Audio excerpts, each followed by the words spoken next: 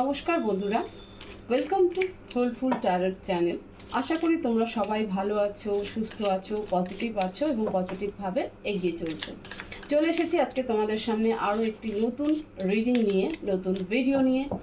আজকের রিডিংয়ে আমরা দেখব তোমাদের যিনি পার্টনার রয়েছেন তার কারেন্ট ফিলিংস কী। ঠিক আছে, তোমার পার্টনারের কারেন্ট ফিলিংস কী। মনে রাখবে রিডিং জেনারেল, রেজোনেট হতেও পারে, নাও হতে পারে। আমি চেষ্টা করব তোমাদের কারেন্ট এনার্জি নেওয়ার। তোমরা তোমাদের কারেন্ট এনার্জি দিয়ে বুঝতে পারবে যে এই রিডিং তোমাদের জন্য কি না।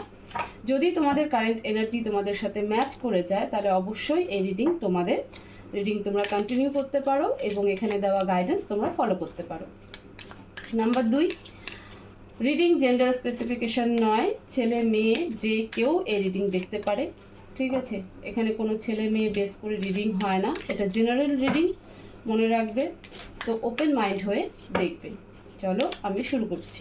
তোমরা প্রে করে নাও, নিজের পার্টনারকে মনে করো, তার নাম বারবার মনে রিপিট করো। আমি তোমার পার্টনারের এবং তোমার এনার্জিও পিক করার চেষ্টা করছি। প্লিজ অ্যাঞ্জেল, আমার যে সকল ভিউয়ার্সরা রয়েছে তাদের পার্টনারের কারেন্ট ফিলিংস কী, আমার ভিউয়ার্সের পার্টনারের কারেন্ট ফিলিংস কী। প্লিজ অ্যাঞ্জেল মেসেজ দাও আমার ভিউয়ার্সের পার্টনারের কারেন্ট ফিলিংস কী। পেজ অফ কাপস, দুটো কার্ড এসেছে তো আমি নেব। 3 of cups, the world, 9 of Pentacles,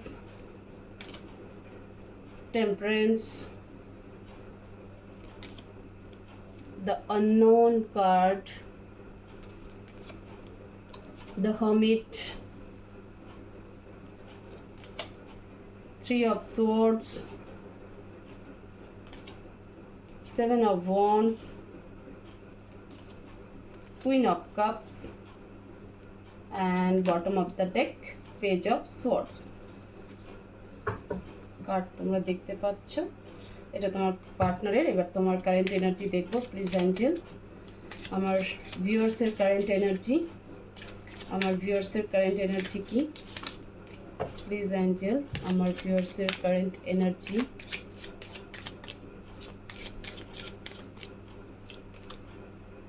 Four of Swords and the Moon.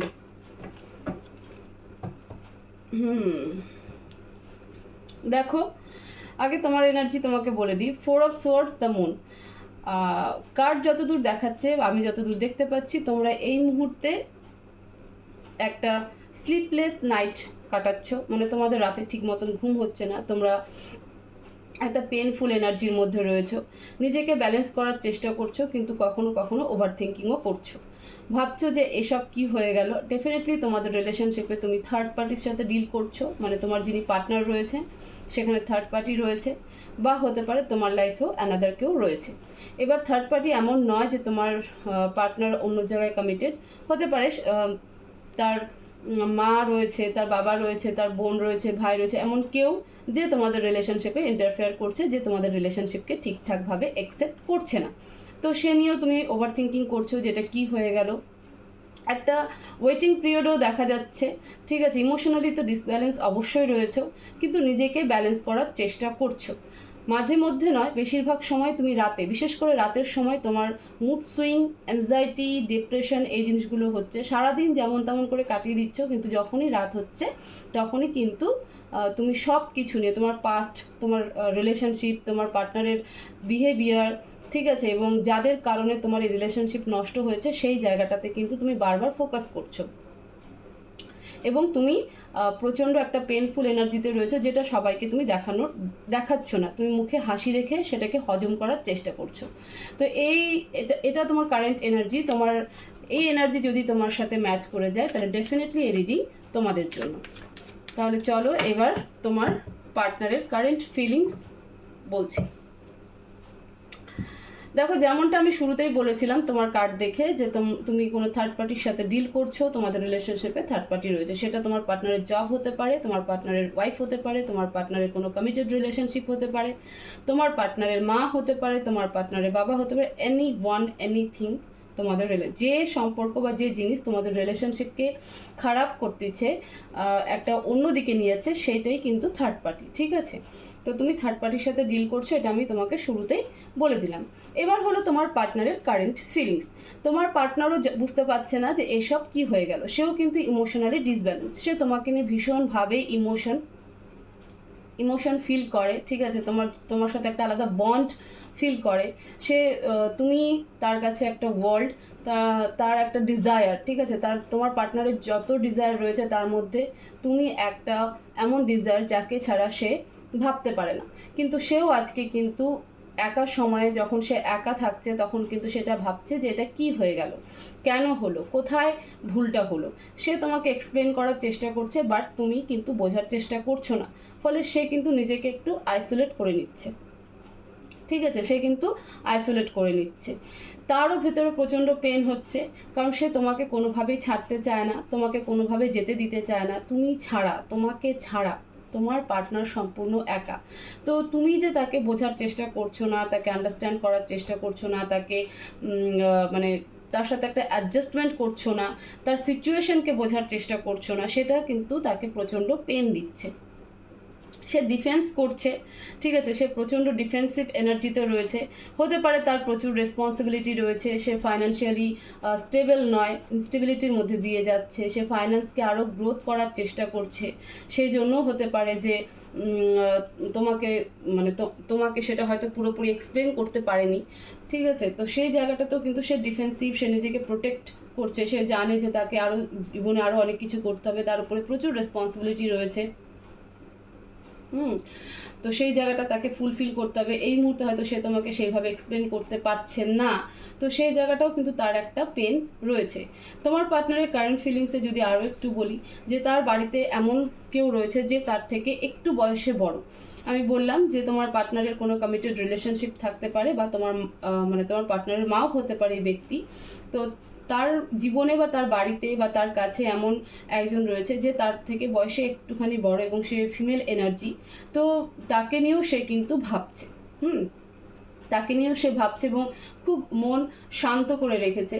সে প্রচণ্ড পেশেন্সলি সব কিছু হ্যান্ডেল করছে। তারও প্রচণ্ড রাগ হচ্ছে, তারও প্রচণ্ড দুঃখ হচ্ছে, তার প্রচণ্ড ক্ষোভ হচ্ছে। সে আর্গুমেন্ট করতে চাইলেও মনে করে যে এক প্রকার করতে পারছে না। তার নিজের সাথে নিজের প্রতি একটা ইরিটেটিং এনার্জি কিন্তু তার মধ্যে এই মুহূর্তে কাজ করছে। এবং তার বাড়িতে যেমনটা বললাম যে একজন ফিমেল এনার্জি, যে তোমার পার্টনারের থেকে কিছুটা হলেও বড়, বয়সে বড়, ঠিক আছে, সেই মানুষের সাথে কিন্তু তার খুব একটা অ্যাডজাস্টমেন্ট কিন্তু হচ্ছে না। কোথাও হলে সেখানটাতেও কিন্তু মিসকমিউনিকেশন হচ্ছে, তার সাথে কিন্তু প্রবলেম ক্রিয়েট হচ্ছে। কিন্তু তোমার প্রতি কিন্তু সে সম্পূর্ণ একটা ইমোশনাল বন্ড ফিল করে, যে কারণে সে প্রচণ্ড পেইনফুল এনার্জির মধ্যে রয়েছে।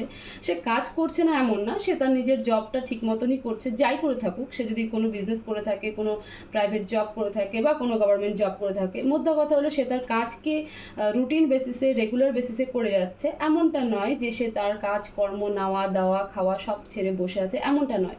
কিন্তু যখনই সে একা হচ্ছে তখন কিন্তু সে তোমাদের রিলেশনশিপটাকে নিয়ে ভাবছে যে এটা কি করে হয়ে গেল। ইভেন সে হয়তো তোমার কাছে একটু সময় চেয়েছে, যে আমাকে এই সময়টা দেওয়া হোক, তাহলে পরে সে এই সমস্ত প্রবলেমগুলো সে সর্ট আউট করতে পারবে। কিন্তু তুমি সে সময়টা দিতে হয়তো মেবি রাজি নও। তো সেই জায়গাটাতেও কিন্তু সে নিজেকে পুরো আইসোলেট করে নিচ্ছে, যে ঠিক আছে, যখন বুঝছে না, সিচুয়েশনকে বোঝানোর চেষ্টা করছি, বুঝছে না। আমি এটা বলবো অবশ্যই যে তোমার পার্টনার তোমাকে অ্যাকচুয়াল সিচুয়েশন কিন্তু ক্লিয়ারিফাই করে বলেনি, কোনো ক্লিয়ারিটি কিন্তু দেয়নি। তো ফলে মিসআন্ডারস্ট্যান্ড তো এখানটাতে ডেফিনেটলি আছেই। তো তুমি সেক্ষেত্রে কিন্তু তোমার পার্টনারের সাথে একটা কমিউনিকেট করতে পারো। একবার দেখে নি যে তোমার কমিউনিকেশন করা ঠিক হবে কি হবে না। প্লিজ অ্যাঞ্জেল, আমার ভিউয়ার্সের কি এমতো অবস্থায় তার পার্টনারের সাথে কমিউনিকেশন করা ঠিক হবে? প্লিজ অ্যাঞ্জেল, আমার ভিউয়ার্স এই মতো অবস্থায় তার পার্টনারের সাথে কি কমিউনিকেশন করা ঠিক হবে? প্লিজ অ্যাঞ্জেল মেসেজ নো। দেখো তুমি তোমার কাজটা করো, ঠিক আছে, ওয়েটিং করে লাভ নেই। না, ডিভাইন বলছে যে না, কোনো কমিউনিকেশন করতে হবে না, সময় যখন আসবে সেই সময়ের উপরেই কিন্তু ডিপেন্ড করে সব কিছু হবে, ঠিক আছে।